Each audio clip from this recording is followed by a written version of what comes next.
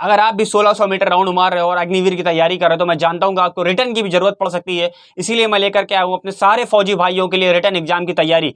और मैं आपको जीटी यानी जनरल ड्यूटी का जो आप तैयारी कर रहे हो आर्मी में, अगर जनरल ड्यूटी का फॉर्म भरने जा रहे हो तो मैं उसका एग्जाम पैटर्न क्वेश्चन लेकर के आया हूँ सिर्फ आपके लिए, सिर्फ अपने फौजी भाइयों के लिए। अगर आप चाहते हो कि मैं एग्जाम रिटर्न पास करूं तो मैं आपके लिए इतिहास का जो पहला लेसन है जनरल ड्यूटी की बुक का, मैं उसके लिए कुछ क्वेश्चन आंसर लेकर के आया हूं। ठीक है, तो पहला प्राचीन भारत से पहला हमारा क्वेश्चन है, सिंधु सभ्यता संबंधित है क्या? सिंधु सभ्यता संबंधित है तो आंसर होगा आदि ऐतिहासिक युग से। किससे?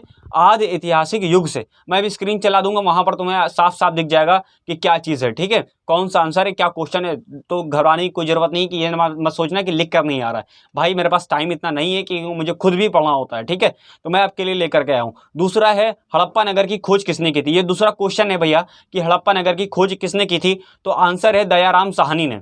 किसने की थी? दयाराम साहनी ने की थी। उसके बाद नंबर 3 में आते हैं। नंबर 3 क्वेश्चन, निम्न में से किसकी खेती हड़प्पावासी करते थे? निम्न में से किसकी खेती हड़प्पावासी करते थे? गेहूं, जौ, कपास, ये तीनों की खेती हड़प्पावासी करते थे। उसके बाद हम लेके आते हैं नंबर 4, हड़प्पाकालीन स्थल लोथल किस नदी के किनारे स्थित था? तो हम लिखेंगे भोगवा। क्या आंसर आएगा? भोगवा। ठीक है, उसके बाद नंबर 5 पे आते हैं। निम्न में किस स्थान के उत्खनन में तांबे की मोहरे प्राप्त हुई थी? निम्न में से किस स्थान के उत्खनन में तांबे की मोहरें प्राप्त हुई थी? तो आंसर होगा हड़प्पा में। कहाँ हुई थी?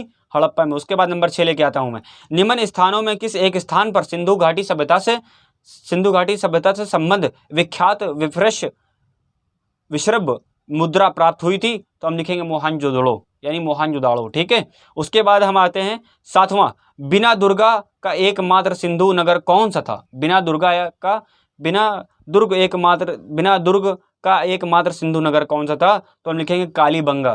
ठीक है, कालीबंगा। ठीक है, देखो 8वां क्वेश्चन है मेरा भाई, क्वेश्चन पे ध्यान दोगे तभी आएगा। निम्न में कौन सिंधु घाटी सभ्यता के प्रमुख धरोहर हैं?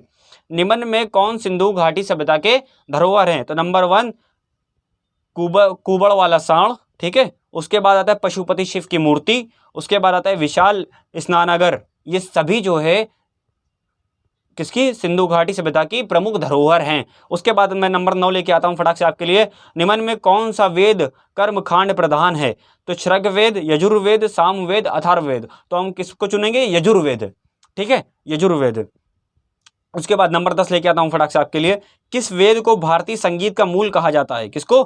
किस वेद को भारतीय संगीत का मूल कहा जाता है? तो भैया जाहिर सी बात है सामवेद को कहा जाता है। किसको?